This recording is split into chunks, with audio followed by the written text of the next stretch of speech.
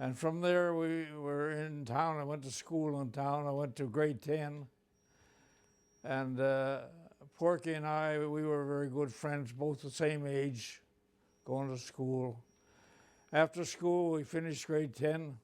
Nothing to do in a little town. The war came on, 1939, September the 16th. Then we went from there down to Fredericton to join up.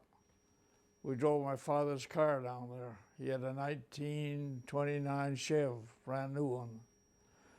And then we joined up there, and we went, done some basic training in Fredericton.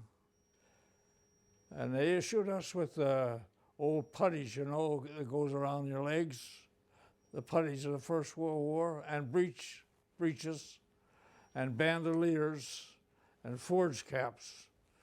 And then the quartermaster said, "There you go, boys, you're in the Army now." Yeah. And from there I went to Petawawa, done some basic training there. I was a pretty bad boy then. I couldn't drink their coffee, and I couldn't do this, and I couldn't do that, and I was in jail most of the time in Canada. So when we got overseas, Colonel Burks was our colonel. He says, "Buck, I want to talk to you tomorrow." So I went to his office. He said, "I'm going to send you away on a signal course." I said, "Sir, I don't have the IQ for that. I'm not smart enough for that." I was a truck driver at the time. And he says, "Well, I'll tell you something." He says, "I can make a truck driver out of anybody, but I can't make a signaler out of everybody. And I think you got the guts for it and stuff for it." So, and he says, "I'll see you as you get promotions and things." So I went on the right road, and I got a promotion, and I went from there down to, we sailed out of Portsmouth down to North Africa as reinforcements for the 1st Division.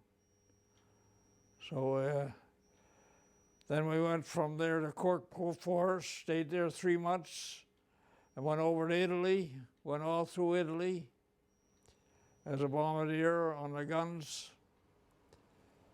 And from there we went to Holland, and then Belgium and Germany, et cetera, and then back to Canada. With when you first I joined up with 1st Division, or 2nd Division in Canada, a 19 Field Battery, 89th Field Battery from Woodstock. Then from there I went to the 19th Field Battery, 1st Division, RCHA in Italy. That was the 1st Division. I was in the 1st Division when I retired. That's pretty well my Army life. Was that late 39, early 40? For England, we sailed 1940. 1940. We were 22 days on the ocean going over, and 6 days coming back because of the German subs. Do you remember which ship you were on? Ile de France. You were on the Ile de France. Yeah. And that was a troop that was converted to a troop ship. Troop carrier. And you landed in England. And I didn't like taking a shower in salt water. Not much of a shower. We got torpedoed off of Algiers in the Mediterranean. And I had to swim to shore, about 1.5 miles to shore. But I was good then. I was good and tough. Worked out every day whenever there was a gym around anywhere. I was always working out, boxing. Pretty tough lad. But I lost a guy on that ship, and I could hear him in the night calling for his mom. He had a leg off, you know, in shark-infested waters. And you can really swim when you see that fin come up behind you. So I went into Algiers, and that's where I stayed in Cork Forest for 3 months, and then went from there over to Italy. Landed in a little town called Caserta, right on the toe of Italy. From there, I went up to Naples, and then we went to Artona, stayed in Artona 5 months, all one winter. And from there, we went up to Campobasso on the mountains in Italy. We lost 15 men the first day in action. Yeah, so I've seen quite a bit of action. 22 months in action in Italy. It was in action every day. Yeah. Ortona. That was the Seaforth Highlanders. Yeah, West Novies, Van Doos, PPCLIs, they were all in there. We were their support, artillery support. If they were going to make an attack, we'd have to bring down a barrage ahead of them, so that there was clear sailing for them to go ahead. What kind of guns did you guys have again? 25-pounders. They were great field gun. We could put them in action in 3 minutes. 7-man crew. Yeah. What did you do on the crew? Eh? What did you do on the crew?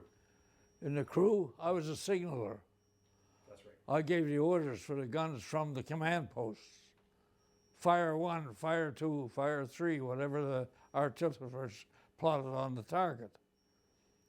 Yeah, that was my job. You just passed on the command. Yeah, from the command posts. And then the same day that we moved from Ortona back into the mountains, we wrote a lot of 6-digit target 6-digit target references. There'd be 5, 6, and 4, or 3, 7, and 2, and then they'd put them together, and that would pinpoint that target. So your six-figure grid reference. Yeah, and then I would pass that on to the gun layer. The gun was the layer on the gun that's laying the gun.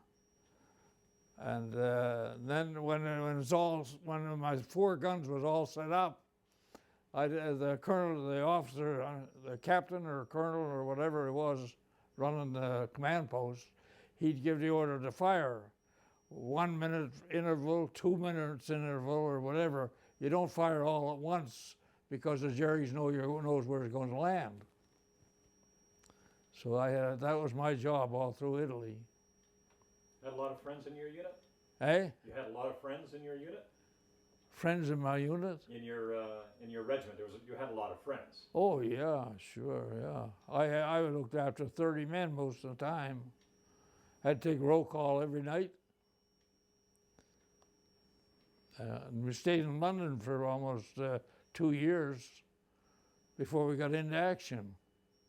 What was your time like in England? Had a good time in England. That's where I started to get promotions. Colonel Burke said he'd give me some promotions. And one guy I liked real well, I marked him in at night. The next day I had to go down to the office, and I lost a stripe for marking him in. He was Being out. a good boy, yeah. Because he was out. Yeah. Sticking up for your friends. Yeah, yeah. That's pretty well my Army life. And when I come back from the Army, I went to see this Jewish woman and wanted a piece of land to build a fast food thing, you know, on the river, on the St. John River. And so I needed the land, and I said, Miss Vinegar, I need that piece of land there that belongs to you. And she said, Herbie, mine boy, she says, you can have, I talked to Abe.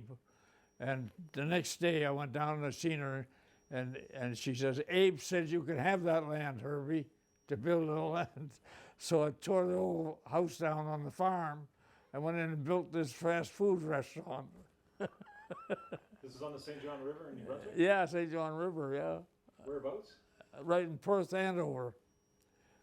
Perth Andover now, they renamed it. That's in the northwest part of New Brunswick. It was up near Aroostook, St. John's.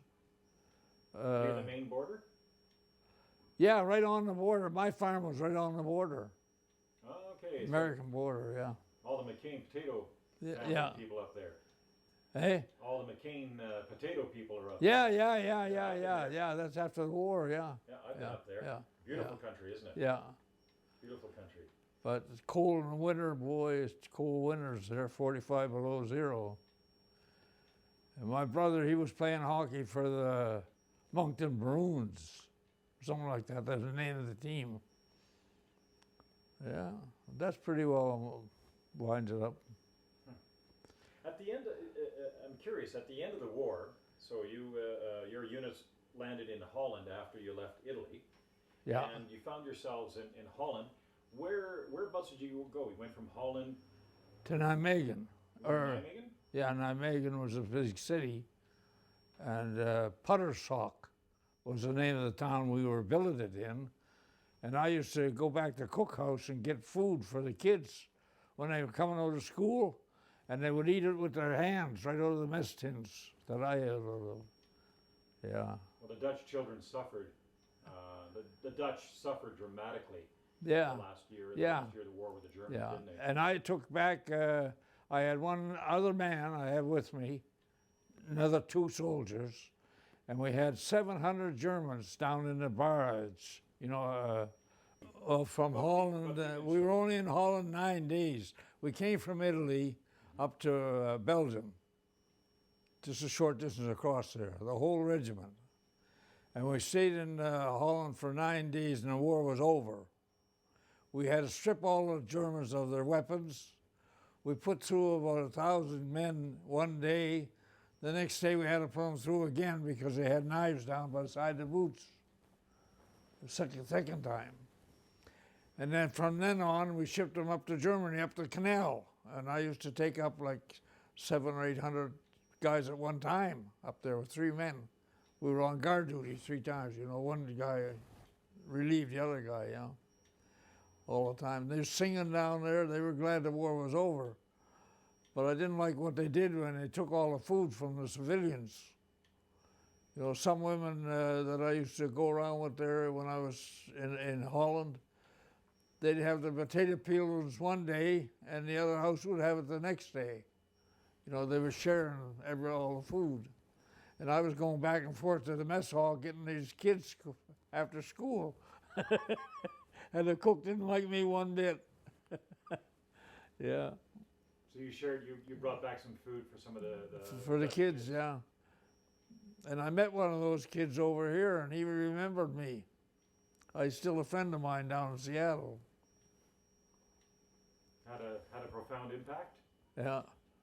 Hey? It had a profound impact, did it? Yeah. Seeing the kids. He became a principal of the school after he grew up. He was only 9 years old when he met me. Yeah. That was a long time ago. Yeah. So when the war ended and you found yourself escorting German soldiers, when did you find out you were coming back home to Canada? About 2 or 3 weeks. We were on our way back to Canada. And on the way back, we stopped right where the ferry goes over to England, over the canal. We stopped there, and this girl was running a hot dog stand, you know, for the Salvation Army. And she says, morning soldier or something. She says, is there anything I can do for you? I said, yeah, you can phone this number or write a letter that I was wounded in Italy and I'm okay, to my address back here to my mother. So when I got back to Montreal, my mother said the first thing she said, oh, you got married over there, didn't you? So I remember that quite well. Yeah. Did you get married over there? No. I got married in Montreal. Oh. Yeah. But your mother must have been worried of you. Oh yeah, she got when I got wounded, she got it right away. They phoned her right away, got in contact with her. That was a little stunt we had in Italy. We got a command post, and we had 7 men in the command post, and it was raining outside, and they got a reinforcement captain, and he said, come on, boys, he says, over here we'll set up a command post in the house, something you never do. You know, when you run the command post, you never go inside. But he felt sorry for us out in the rain.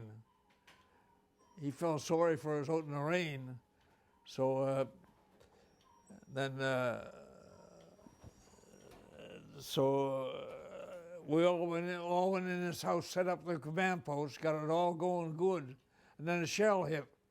So Chomp, he was upstairs, and he said, Buck, he says, you go downstairs He said, take a rest. I said I was getting writer's cramp, you know, from writing down the map references. I was getting writer's cramp. I couldn't feel my fingers. He said, you go downstairs and take a break. So I went downstairs and I sit on a hearth on the fireplace in the house.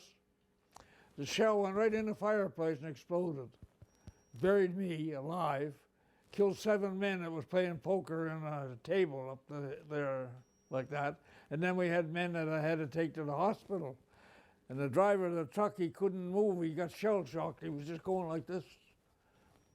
And he couldn't move, you know, after the shell hit. But that's the worst thing you can do is put the guys in something like that, because the Jerrys are watching all the time. Yeah. And then when I took them on the way in, we were driving along the canal, and Chompy was a sergeant, and he said, Buck, he said, don't drive so fast. I said, the hell with you. I said, I got to get these guys to the hospital right away. He said, and we lost 3 on the way in. 3 guys, they died because they didn't get there fast enough. But that damn truck driver still runs in my mind. He just stood there, he couldn't drive the armored car. So I had to jump in and drive it. And then when the doctor looked at all the patients, sent them away to the hospital, he said, Buck, he said, I want to look at you. I said, why? He said, blood run down my face, down on my helmet. And Chomp, he got hit on the back end, up the back end here, with shrapnel. And then we both had to go to the hospital, the field hospital. So we stayed there 2 weeks.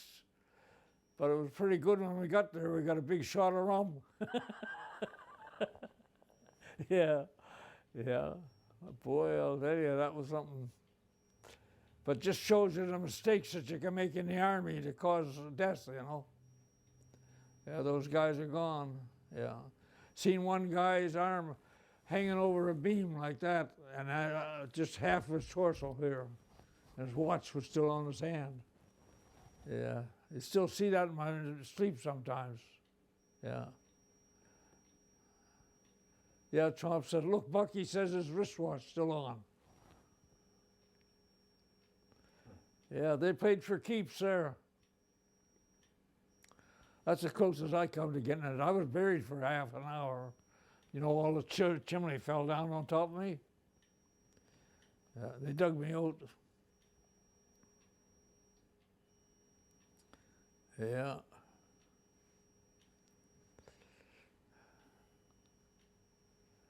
I was hollering for help. I could hear them outside talking.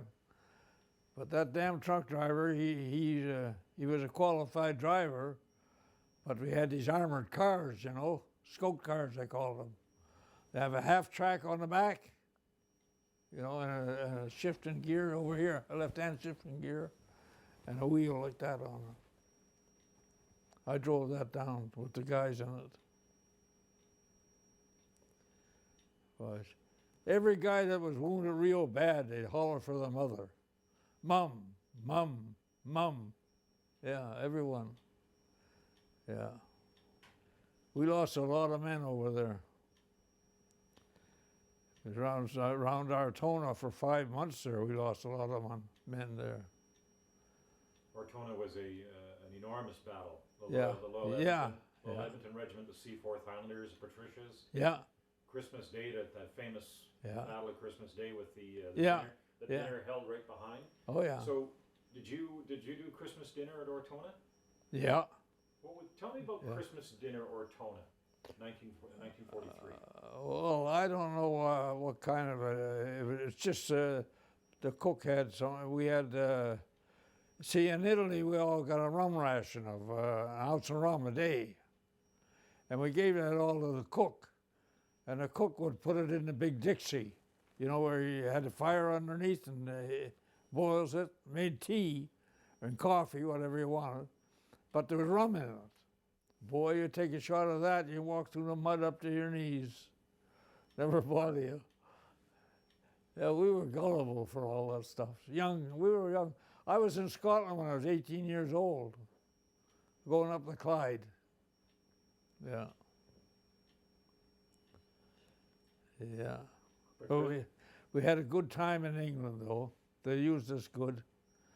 But see, we had so many of the Commonwealth was coming into England that they gave them all vehicles and everything and let them go around, you know, drive around.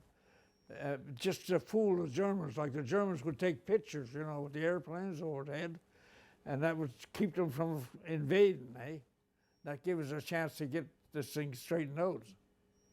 Yeah. So the Germans would think there was more. Yeah.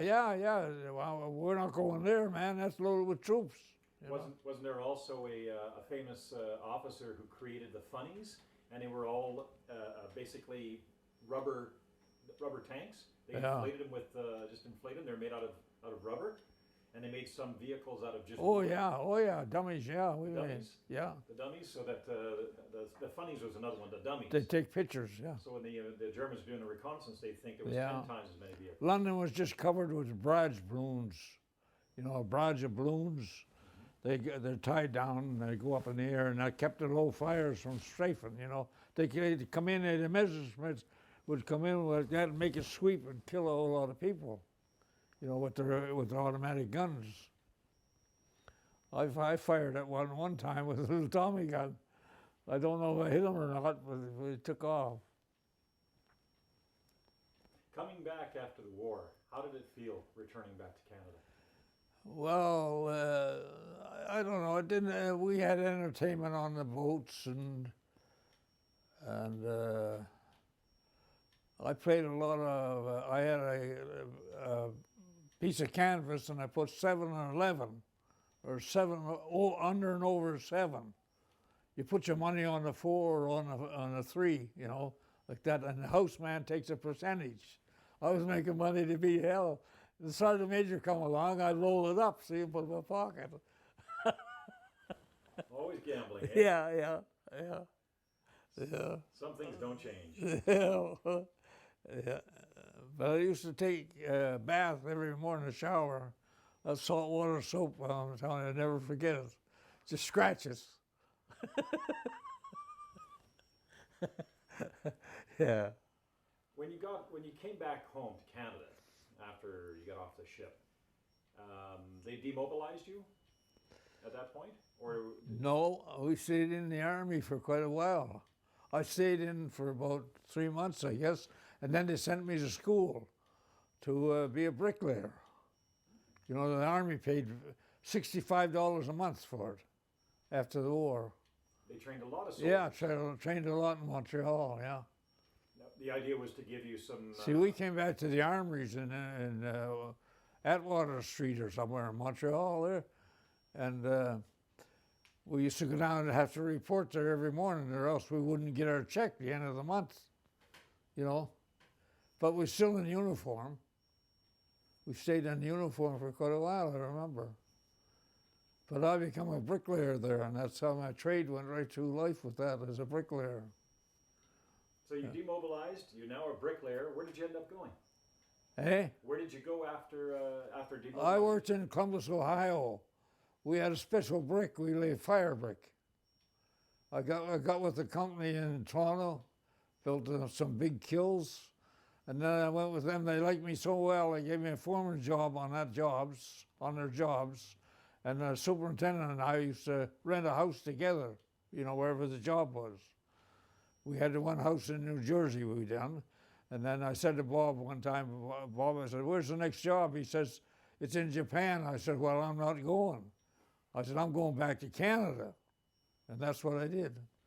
But I worked there 2 years with them. They make all glazed tile, glazed stuff, you know, all that glazed tile for washrooms and that. Different temperatures. Then you got married. Yeah. Got married in Montreal. And we lived together 64 years, and her and I never had a bad word.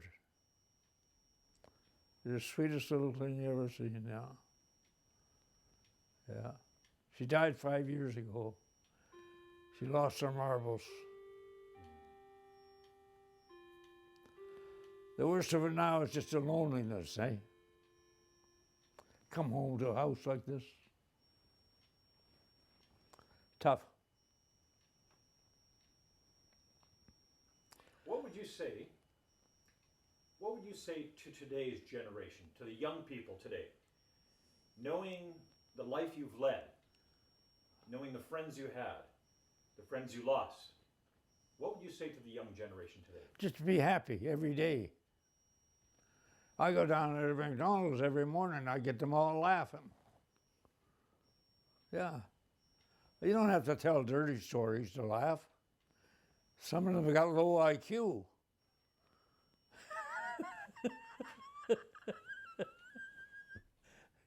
Yeah. So laugh. Yeah. Yeah. But take it day at a day, each day at a day, day at a time. Yeah.